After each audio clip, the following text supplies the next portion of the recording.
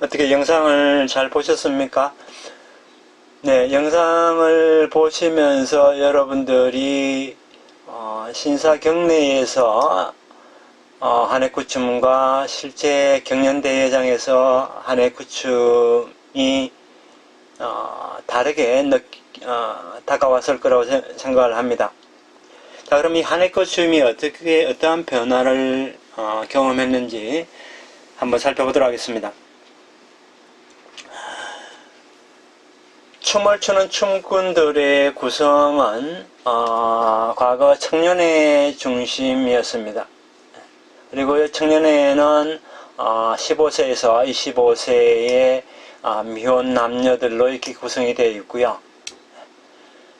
4년에 한 번 개최하는 큰 제례, 대제례의 중심적인 그러한 역할을 하는 청년회입니다. 그래서 한해구춤 이외에도 실제 사자춤도 추기도 하고요. 그 다음에 신사를 경내에서 춤을 추다가 이제 지역 마을내를 이렇게 다니면서 프레이드를 펼치는데 그때에 이 청년회 회원들이 주로 이제 한해구춤을 춥니다마는 다른 잡다한 일들도 돕곤 합니다. 자, 그러다가 1960년대에 앞서 제가 지자체에서 무형문화재가 이렇게 지정이 되기 시작한다고 말씀을 드렸습니다만은 그와 병행해서 같은 시기에 일본 청년단 협의회에서 주최하는 청년대회라는 민속예능대회가 있습니다. 그래서 이 대회에 이 테라사키에 이 한해구춤이 참가를 하게 됩니다. 그래서 이 청년대회에서 개최하는 청년대회 그 내용을 보게 되면은 우리가 전국민속예술경연대회, 한국민속예술축제 아니면 일본의 민속예능대회도 마찬가지입니다만은 민요가 있고 춤이 있고 놀이가 있듯이 다양한 부문이 있습니다. 그 다음에 전국대회에 나가기 위해서는 행정 단위가 작은 우리는 면단위 우리도 대회가 있군요. 예, 면대회를 거쳐서 우수한 성적을 거두게 되면은 군대에 출전하게 되고, 예, 군대에 또 우수한 성적을 거두게 되면 도대에 출전할 자격을 얻게 되고, 예, 도대에서도 우수한 성적을 거두게 되면 전국대회에 나가게 됩니다. 그래서 전국대회에서 최우수상, 한국 같은 경우에는 대통령상이죠, 그죠? 예, 최우수상을 받게 되게 되면은 문화재로서의 어떤 지정 가치가 있다 해서 지정조사 기회를 얻게 됩니다. 그래서 이 다양한 장르로 나누어서 이 경연대회가 펼쳐지는데 이 테라사키 한해구춤에서는 향토 예능 부문에 참가를 하게 됩니다. 네, 그 참가를 하게 된 계기가 뭐냐면은 인근 마을 지역의 청년회에서 연극 부문으로 이 팀들은 출전을 해서 전국대회에 나가게 됐단 말이에요. 예. 그래서 이 인근 마을에서 저런 전국대회에 나가서 좋은 성적을 거뒀더라. 그것이 이제 입소문을 타게 되면서 자, 그럼 우리도 한번 해보자. 예? 우리는 하는데 경쟁률이 높은 부분보다도 우리는 전략적으로 향토 예능 부분으로 참가를 하자. 라는 쪽으로 이야기가 모아지게 됩니다. 그래서 기본적으로 이 한해구춤 같은 경우에는 청년회 혹은 청년단에서 전성을 하게 됩니다. 그런데 이 대회에 나가기 위해서 구색을 맞추려고 하다 보니까 악기를 연주하는 반주팀이 있어야 되는데 없었단 말이죠. 그래서 25세가 지나게 되면은 청년회를 탈퇴를 하고 오비가 됩니다. 오비 맥주가 아니고요. 청년회를 탈퇴한 선배들이 이 악기 연주를 지도하게 되고 1967년에는 이 청년회를 졸업한 졸업생들을 중심으로 한해꽃춤 보존회가 결성이 됩니다. 이 보존회가 만들어진 이후에도 음악은 어디까지나 이 청년회를 탈퇴한 오비들이 담당을 하게 되죠. 그런데 이 대회를 이제 나가려고 하다 보니까 대회가 무대 형식이란 말이죠. 실제 지역사회 내에서 신사에서 하는 그러한 장소가 아니라 인공적으로 만들어진 건물 내에 설치된 무대에서 이제 하다 보니까 그 대회장 무대에 맞는 춤 형식으로 정립을 해 나가게 됩니다. 앞서 여러분들이 동영상에서 보셨겠지만은 어떤 콘서트 홀 같은 전면에 바로 보이는 그러한 무대 형식인 반면에 신사에서 공연할 때는 사방팔방에서 관중들이 지켜보고 있는 모습들을 아마 보셨을 겁니다.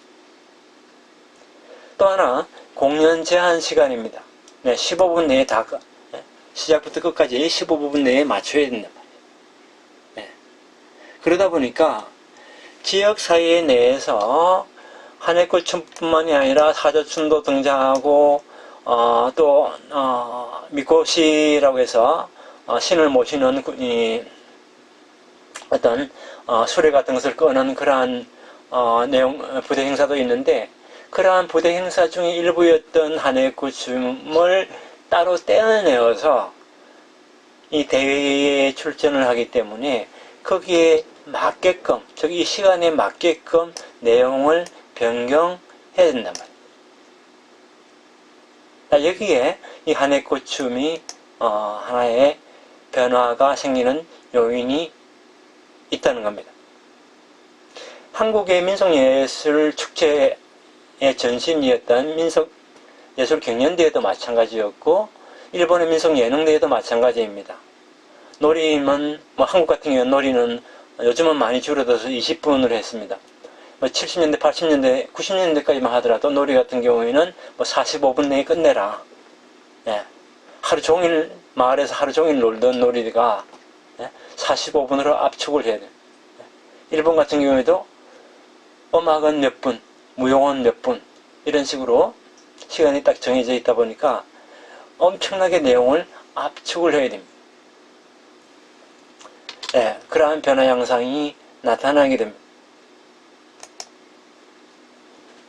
그래서 처음에 이 테라스키 한해꽃춤 같은 경우에는 처음부터 이렇게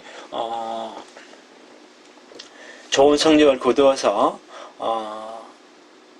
바로 도대에 나갈 수 있었던 것이 아니라 우리나라로 비교하자면 군대 정도에 나가서 이제 입상을 하게 되고 67년, 68년에는 도대회에 참가하게 됩니다. 그 다음에 자주 대회에 참가하게 되고 그 참가할 때마다 어떤 기량이 숙련되고 전체적인 어떤 작품이 이제 만들어지게 되면서 69년도에는 전국대회에 참가할 수 있는 자격을 획득하게 되죠. 그래서 이 대회에 청년대회에 참가하기 위해서 어떤 패키지화된 한해꽃춤이 만들어지게 됩니다. 즉 15분 내에 끝나는 그런 이제 하나의 작품이 만들어지게 되는 거죠. 그래서 이 전국 대회에서 이제 좋은 성적을 거두게 되자 1971년에는 우리 행정군 단위로 얘기하자면은 군입니다만은 일본에서는 초라고 합니다만은 군 무형문화재로 지정이 됩니다. 그런데 기존의 큰 재래 행사의 다양한 부대 행사 중 일부분이었던 것이 공공기관에서 인정을 하는 문화재가 됐다고 하는 것은 하나의 단독 예능으로서 인정 가능한 형태가 정비되었다는 것을 의미합니다. 한국에도 이러한 사례는 많습니다. 뭐 예를 들자면은 경남 밀양 지방에 가게 되면 밀양 백중놀이가 있는데 그 백중놀이와 함께 전성이 되는 감내 계줄당기기라는 것이 있습니다. 원래 이것은 같은 종목 속에 포함되어 있던 내용이었는데 밀양 백중놀이가 전국민속예술경연대회에 1980년에 제주도에서 개최할 때 나가서 대통령상을 받게 된단 말이죠. 그러면서 이 백중놀이만 따로 특화시켜서 국가지정무형문화재로 인정을 받게 됩니다. 지정을 받게 됩니다. 그러다 나중에 감내 계줄당기기를 또 따로 떼어내어가지고 경남도 무형문화재로 인정을 받게 됩니다. 어쨌든 이 한해꽃춤이 단위는 작지만은 무형문화재로 지정됨으로 인해서 단독 예능으로서 인정 가능한 형태가 정비됐다. 그 다음에 그 이후에도 사실 계속 이 대회에 출전을 했습니다. 출전을 하다가 2003년에는 마침내 전국 대회에서 우승을 하게 돼요. 69년부터 쭉 대회에 참가했으니까 이 엄청나게 오랜 기간 동안 외부의 시선을 받게 된다는 거죠. 또 전국 대회에 우승을 했기 때문에 이제 막 외부 초청 공연 횟수가 점차 늘어나게 됩니다. 자, 요건 이렇고 잠깐 다시 이야기를 조금 과거로 가서 무형문화재로 지정되면서 이 타이틀을 이제 이용하게 됩니다. 물론 전국대회에 참가했다는 그 관록도 영향을 미쳤겠죠. 그래서 이 테라사키 지역 내에 한 초등학교에서 의뢰가 들어와요. 그래서 우리 학생들에게 방과 후에 이 한해꽃 춤을 좀 가르쳐달라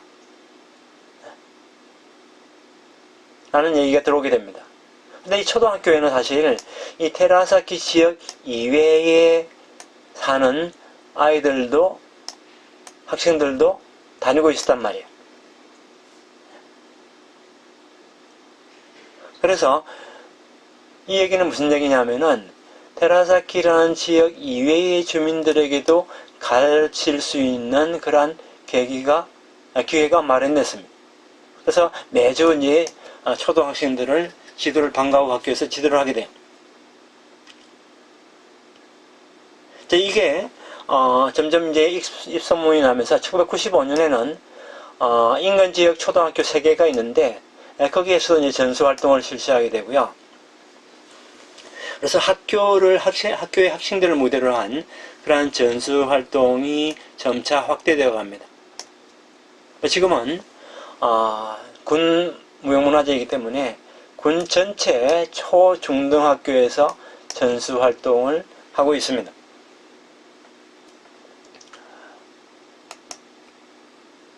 또 하나 이제 이 군단위 무형문화재로 지정이 되면서 또 경연대회에 혹은 청년대회에 참가하게 되면서 이제 외부로 자꾸 이렇게 알려지게 되는데 또 하나 외부로 알려지게 되는 계기가 뭐냐면은 1984년에 동경의 한 유명한 무용가가 찾아와서 이 한해꽃춤을 좀 전수해달라.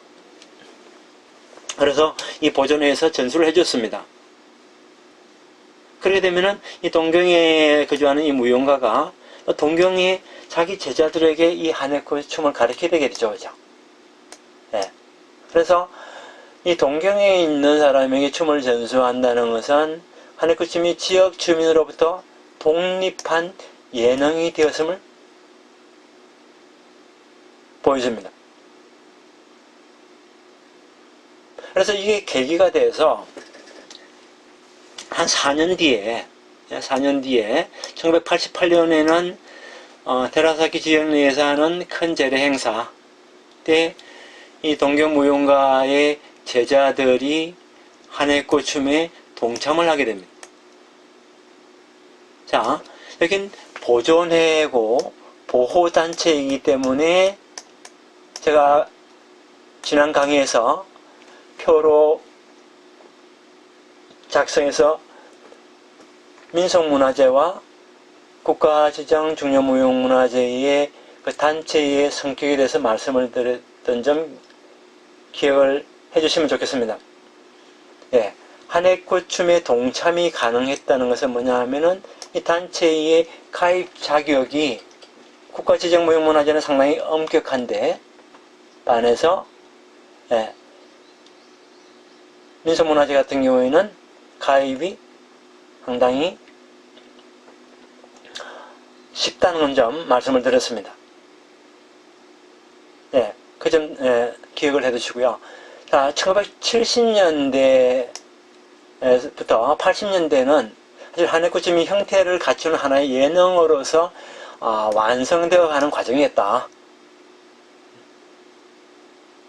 또 하나는 지역 내에서 이렇게 완결된 어떤 전승 과정이 지역 밖으로 확대되어 가는 과정을 보여준다. 또 하나는 뭐냐면은 형태를 갖춘 어떤 무형문화재로서 독립하는 것을 의미합니다. 자, 그러다 보니까 이런 한해코 춤이라는 민속 예능을 하나의 지역 자원으로서 활용하려는 움직임도 서서히 일어나기 시작하는 거예요. 네.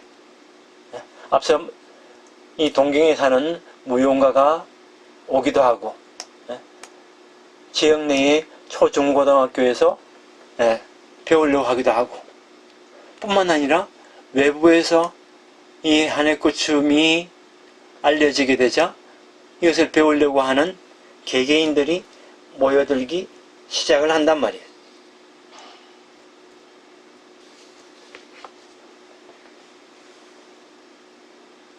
자, 그러다 보니까 전국 각지에서 다양한 사람들이 한해코 춤을 배우기 위해서 모여들게 됩니다.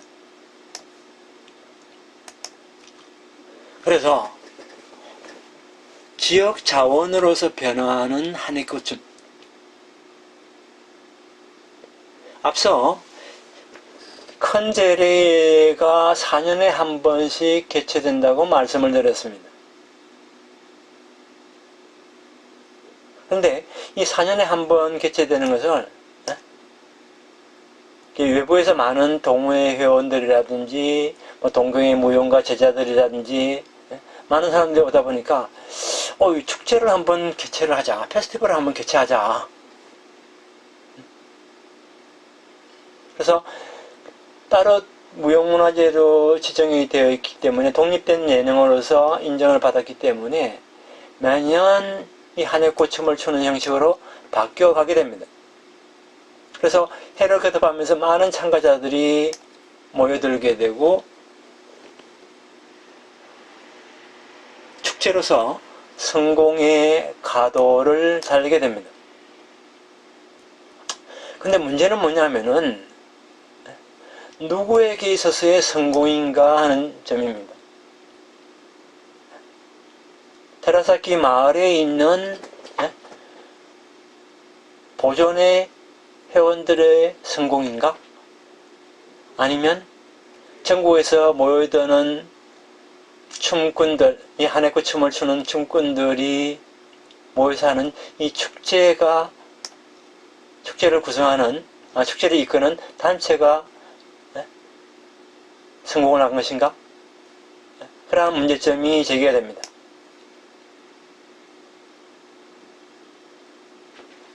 축제의 주체는 기본적으로 테라사키에 있는 지역 주민입니다. 왜? 4년에 한 번씩 하는 큰 재래 행사의 부대 행사로서 오랫동안 이어져 왔고, 또 이 지역 주민들 중 청년회에서 보존회가 결성이 되었고,